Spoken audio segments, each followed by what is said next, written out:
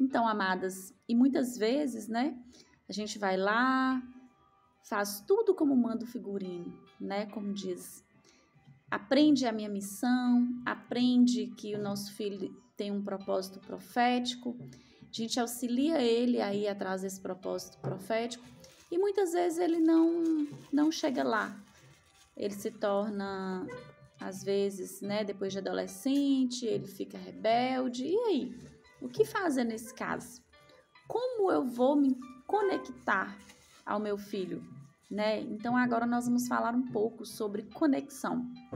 E pegando aqui a própria história que a gente falou, né, sobre como criar filhos, né, quando Manoá pergunta ali pro anjo, e Sansão é um exemplo, né, que o pai dele fez tudo, né, talvez aquele pai que fala, meu Deus, o que aconteceu com meu filho, esse menino cresceu na igreja, fiz tudo certinho e agora, né, ele tá se desviando, mas às vezes é porque o pai não teve ali, né, uma conexão com o filho, né? Assim como o caso aqui de Manoá, né? Vamos pegar aqui o livro de Juízes, capítulo 14. Aqui um pouco, antes de chegar no capítulo 14, no capítulo 13, versículo 25, diz assim: E o Espírito do Senhor o começou a impelir de quando em quando para o campo de Dan, dentre Zorá e Estaol. Então, quando Sansão começou a crescer, o Espírito do Senhor começou a incomodar ele, né, para ir para esse lugar, e ele não sabia muito o que Deus queria falar com ele. E aí, ele então desceu, né, a Tímna, e quando ele chegou lá em Tímna, que ele viu, né, uma mulher lá das filhas dos filisteus, ele ficou apaixonado, ele ficou doido, né? E então ele chega para o pai dele, para a mãe dele, e declara, né, que ele viu uma mulher lá em Tímna, das filhas de Filisteu, e que agora ele queria tomá-la por mulher, né? E no momento que ele dá essa declaração, né, para os pais, a gente vê que a reação, né, dos pais dele foram assim de criticar a decisão dele, né? Os pais então respondem: não há porventura mulher entre as filhas de teus irmãos, nem entre todo o meu povo, para que tu vá tomar mulher dos filisteus, daqueles incircuncisos? Então a mãe, né, e o pai falaram assim para ele, né? Tipo assim, colocou defeito na escolha dele. Eles talvez poderiam chegar e falar assim, filho, mas por quê? Né? Você vai querer uma mulher, né, lá dos filisteus. Por que você não encontra uma mulher aqui do nosso povo e, né, que tem a mesma visão que a gente, tem o mesmo credo que a gente mesmo temou, né? E ali ele não estava muito interessado com a opinião dos pais. E ele responde: tomai-me esta, porque ela agrada aos meus olhos. Ou seja, eu não quero saber o que vocês acham, né? Mas eu quero aquilo que agrada aos meus olhos, né? E essa foi a resposta dele. E o pai, né, e a mãe dele, eles não sabiam que isto, né, que tinha algo ali na terra dos filisteus que vinha do Senhor, né? E lá mais na frente, né, mostra um momento onde ele se deparou, né, com um filhote, né, de um leão, um filho de leão, bramando, que saiu ao encontro dele.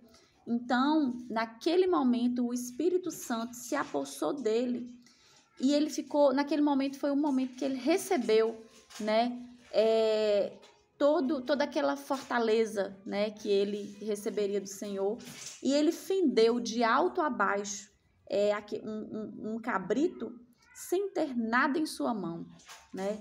E porém, quando isso aconteceu, né, quando finalmente as coisas começaram a acontecer na vida dele, ele não contou nem para o pai e nem para a mãe. E quando ele quando depois de alguns dias, né, que ele voltou nesse mesmo caminho, lá havia um enxame de abelhas e nesse enxame tinha mel. E ele tomou desse mel e levou e deu a seu pai e sua mãe. E assim, ele não contou, né, que esse mel estava no corpo do leão, porque na verdade aquele animal ele era um animal impuro, né, ele não podia se alimentar. E ele tomou esse mel e ainda deu para o pai e a mãe, sem falar a origem daquilo ali que estava dando para eles tomarem. E daí então, né, ele mostra que um momento que ele estava ali com seus amigos, né, e ele vem com um enigma, e esse enigma tinha a ver com esse fato, né, que ninguém sabia, nem o pai, nem a mãe, nem a mulher dele não sabia. E ele propôs ali tipo um desafio, né, que quem acertasse o enigma, ele ganharia aquele desafio, né. E vou resumir aqui para não ficar muito grande. E naquele momento, né, o pessoal que era da família, que era do povo ali da esposa da mulher dele, chega para ela e convence ela a tentar descobrir esse enigma, né, do marido dela. E aí, lá no versículo 16, fala o seguinte: e a mulher de Sansão chorou diante dele e disse: tão somente me aborreces e não me amas, pois deixa aos filhos do meu povo um enigma a adivinhar, e ainda mo não declaraste a mim. E ele lhe disse: eis que nem meu pai nem minha mãe o declarei, e tu declararias a ti? Então ela faz aquela cara de show. Mulher, quando quer as coisas, né, ela consegue. E ele, que era fraco emocionalmente, a gente vê em Sansão que ele era uma criança ali que talvez ele tinha de tudo, né? Mas ele tinha ali uma certa carência. Talvez carência de atenção, né? Talvez são aqueles pais que acham que dá tudo pro filho, dá o videogame de última geração, dá o celular de última geração. E esse menino vive sofrendo carências. E ela fala assim: meu Deus, o que esse menino quer da vida? Eu dou tudo para ele, eu faço tudo para ele.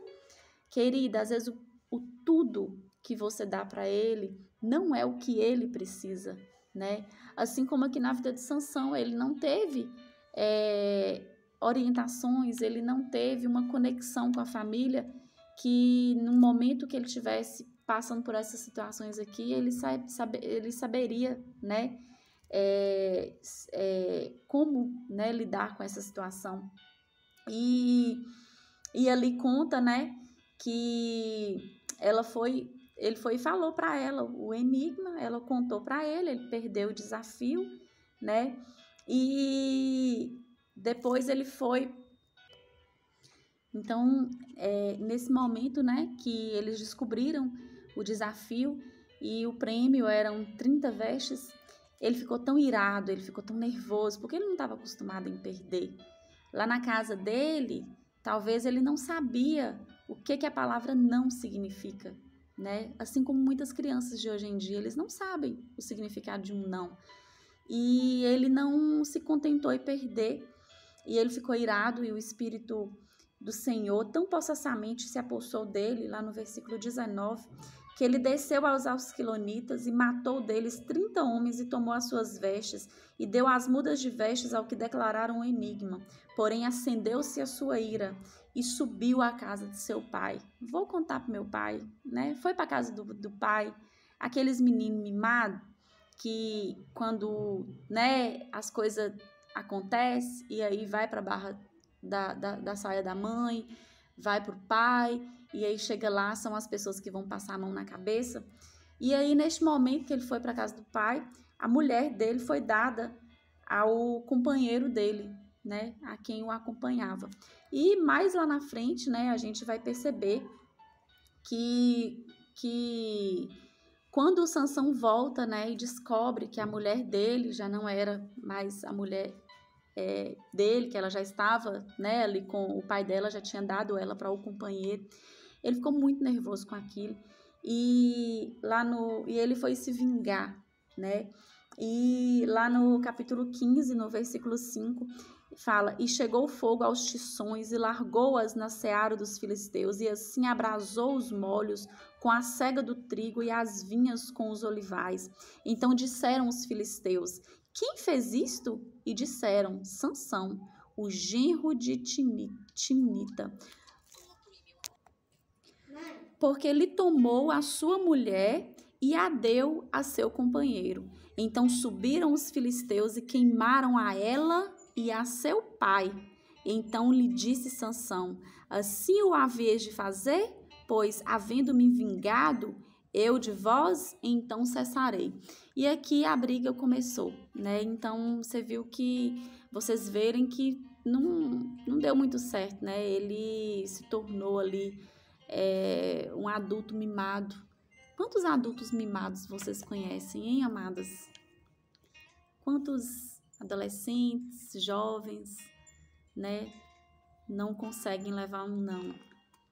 Os pais dão tudo para eles, tudo é sim, e simplesmente, quando eles chegam em um momento que não cabe mais os pais decidirem, talvez o primeiro namorado, primeira namorada, ao falar um não, é o momento que eles não sabem lidar com aquele não. E aí vem a depressão, e aí vem as doenças emocionais, não é verdade? Eu queria citar outra pessoa aqui na Bíblia que também, pelo que a gente vê, não teve essa conexão com os pais. Que é lá na história do filho pródigo. Lá em Lucas, capítulo 15, nos conta, né, a história do filho pródigo. E a gente vê, né, que no momento que aqueles filhos não tinham uma conexão, né, talvez foi por isso que aquele filho quis sair de casa. Talvez foi por isso que ele achava que qualquer outro lugar era melhor do que a casa dele. E vocês já conhecem a história, e o que nos mostra essa falta de conexão, lá no versículo 25, vem dizer assim, e o seu filho mais velho estava no campo, e quando veio e chegou perto de casa, ouviu a música e as danças, e chamando um dos servos, perguntou-lhe que era aquilo. E ele lhe disse, veio teu irmão e teu pai matou o bezerro cevado, porque o recebeu são e salvo. E ele lhe disse, veio teu irmão e teu pai matou o bezerro cevado. Mas ele se indignou, desculpa, eu repeti aqui, mas ele se indignou e não queria entrar. E saindo o pai, instava com ele. Mas respondendo ele, disse ao pai, eis que te sirvo há tantos anos, sem nunca transgredir o teu mandamento, e nunca me deste um cabrito para alegrar-me com os meus amigos. Vindo, porém, este seu filho, que desperdiçou a tua fazenda com os meretrizes, mataste-lhe o bezerro cevado. Então, e ele lhe disse, filho, tu sempre estás comigo e todas as minhas coisas são tuas. Muitas vezes, né, é o que a gente fala com os nossos filhos. Filho, o que é meu é seu, né? Mas talvez nós não estamos criando sucessores, nós estamos criando apenas herdeiros, né? Às vezes a gente vira para o nosso filho e fala, filho, eu te amo, você é muito importante para mim. Mas às vezes aquilo o filho só vê da boca para fora, o filho não consegue entender aquilo de dentro, sabe? Ele não consegue sentir que ele realmente seja amado, né?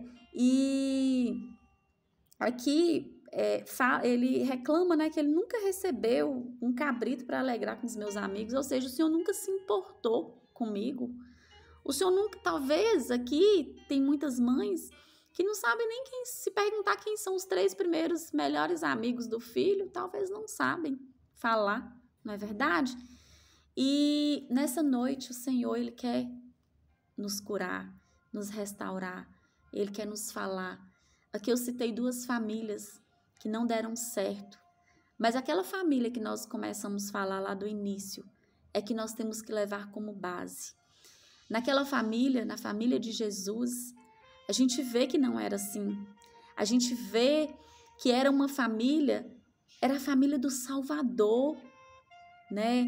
E, no entanto, existia uma conexão ali entre eles, né? Existia ali uma preocupação ali com ele, né? E a gente vai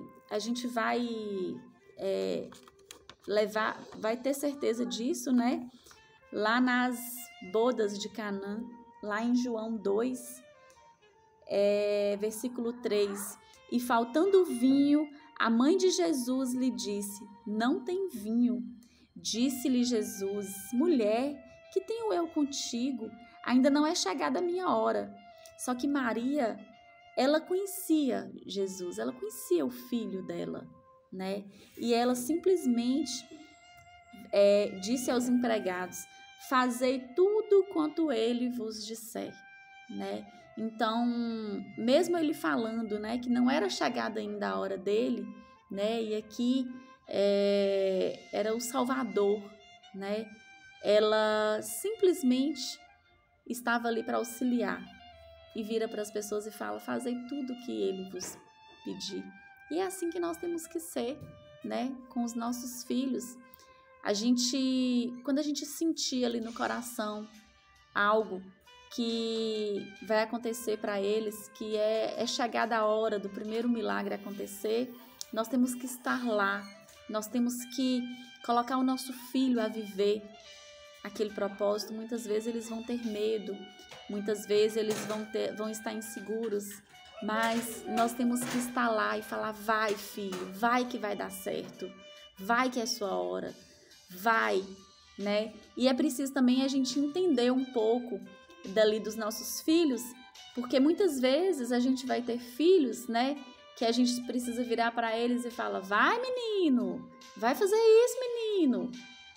Outras vezes a gente vai ter que ter aquele menino que a gente vai ter que dar aquela segurada e falar: não vai não, peraí, fica mais aqui em casa, fica mais tempo aqui, não é verdade? Então, que a gente possa ter essa sensibilidade, que a gente possa buscar no Senhor essa conexão com os nossos filhos, para a gente poder entender esse momento de falar vai e esse momento de falar vem. E para a gente saber essa hora certa, é só passando tempo mesmo com os nossos filhos. Então, assim como a gente tem aprendido, né, aqui no grupo, vamos aproveitar os momentos em família, quando a gente estiver sentado à mesa. E aí, filho, como que você está? Como foi na aula hoje? Quais são os seus sonhos? Quais são os seus planos? Quais são os seus desejos? Vamos nos interessar mais pelo que o nosso filho está sentindo. Eu já falei aqui com vocês que o quanto eu tenho aprendido. Antes eu era aquela mãe, assim, muito exigente, né? E eu era muito dura, muito autoritária. E muitas vezes um filho, às vezes estava fazendo uma coisa, eu falava: menino, não vai fazer isso não. Ó, se você fizer isso tipo assim, cair daí, eu ainda te dou um couro. Ó, e aí, às vezes, a criança fazia, realmente dava errado, né? E vinha ali chorando, querendo colo. E ao invés da gente dar o colo, a gente fala: eu não te falei? Para que você foi fazer isso? Não é? E não, nós temos que ser o colo para nossos filhos. Nós temos que ser aquela pessoa, quando acontecer alguma coisa na vida dele, a primeira pessoa que ele se lembre seja nós. Amém? Nós temos que ser aquela primeira referência na vida de nossos filhos. Glória a Deus. Eu comecei a buscar mais o Senhor e o Senhor foi revelando coisas assim para mim que é só o Senhor mesmo para nos abrir a visão. E aos pouquinhos eu fui mudando como mãe, tenho mudado muito ainda. Hoje eu entendo como é importante a gente fortalecer, né, o emocional dos nossos filhos, fazer com que eles entendam as emoções deles, né? Tantas vezes meu filho chorava e eu falava: engole o choro, não é para chorar não. E hoje eu falo: chora, filho, chora. Eu entendi que a gente não pode privar os nossos filhos de viver as consequências das decisões deles, mas nós temos que guiá-los para tomar decisões certas. E quando eles muitas vezes tomar decisões erradas, Talvez essas decisões erradas é apenas um brinquedo que ele comprou errado. Às vezes a decisão errada é apenas em fazer algo muito simples. Ou então pode ser algo que vai custar, né, uma vida. E a gente precisa estar lá. E nessas mínimas coisas a gente precisa treinar nossos filhos, falar com eles que não tem problema em errar. Todos nós erramos, a mamãe também erra, mas nós temos um ajudador.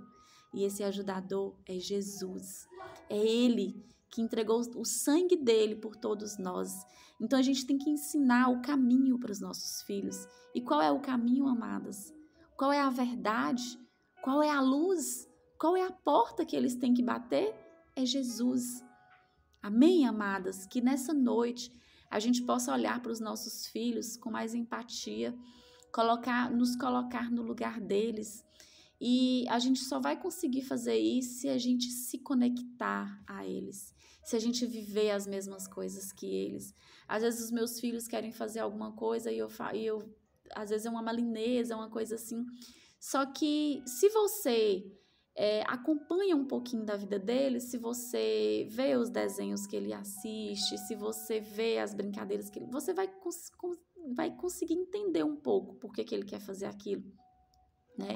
Então, até para deixar o filho viver certas situações, você tem que saber um pouco mais sobre ele, o que ele gosta, o que ele não gosta.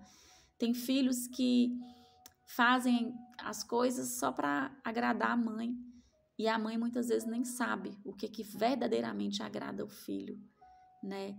Então, que o Senhor nessa noite venha abrir a nossa mente, venha nos ensinar a ser essa mãe que dá colo, essa mãe que fala, vai menino, ou então, vem filho, não é sua vez ainda, mas é a mãe que precisa conhecer, precisa estar próxima. E para fazer isso, a gente precisa de ter tempo de qualidade com os nossos filhos. Muitas pessoas, às vezes, para, né, o trabalho, até tem a intenção de vou parar para ficar na minha casa, vou cuidar dos meus filhos. Mas, às vezes, vai para dentro de casa, mas não está dentro de casa. Não está com os filhos. Porque o filho, às vezes, chama para assistir um filme, ela senta no sofá com a bacia de pipoca de um lado e o celular do outro lado. Então, o filho olha e vê que ela não está ali assistindo o filme, ela está ali olhando o celular, né? Então, que nós sejamos esse exemplo para os nossos filhos, porque nós somos o principal espelho para eles, né? Que nós possamos apresentar para os nossos filhos o verdadeiro amor de Deus, porque nós recebemos um amor tão grande, um amor incondicional. E muitas vezes, para amar os nossos filhos, a gente quer condicionar esse amor. A gente quer amar se merecer. A gente quer entregar algo para eles conforme o merecimento deles. E não é assim que Jesus olha para nós. Vamos olhar para os nossos filhos, amadas, da forma que Jesus olha para nós, da forma que Jesus nos ensina. Jesus não nos falou que a gente não teria medos, aflições. Pelo contrário, ele falou, é assim mesmo, é assim mesmo. Ele nos ensinou também que existem escolhas, e tem escolhas que nos levam à vida e outras escolhas nos levam à morte. E ele torce para a gente escolher as escolhas da vida, não é verdade? Mas se por um momento a gente fraqueja e a gente arrepende, ele está pronto para nos receber. Que nós tenhamos esse coração assim também com os nossos filhos, que a gente possa estar conectados e juntos nos conectar ao Senhor, nos conectar à forma que Ele quer que a gente crie os nossos filhos. Nós muitas vezes estamos acostumados a viver o velho, aquilo que nós aprendemos lá atrás, aquilo que foi passado para nós lá atrás, as velhas leis, o Velho Testamento, aquilo que era olho por olho e dente por dente. Amadas, nós estamos no período da graça. Jesus, ele pisou nessa terra, ele trouxe boas novas. Foi através da graça que nós fomos alcançados, não foi através do merecimento. E é graças às misericórdias deles que nós somos alcançados. Então, por que muitas vezes a gente precisa ser tão duras com os nossos filhos?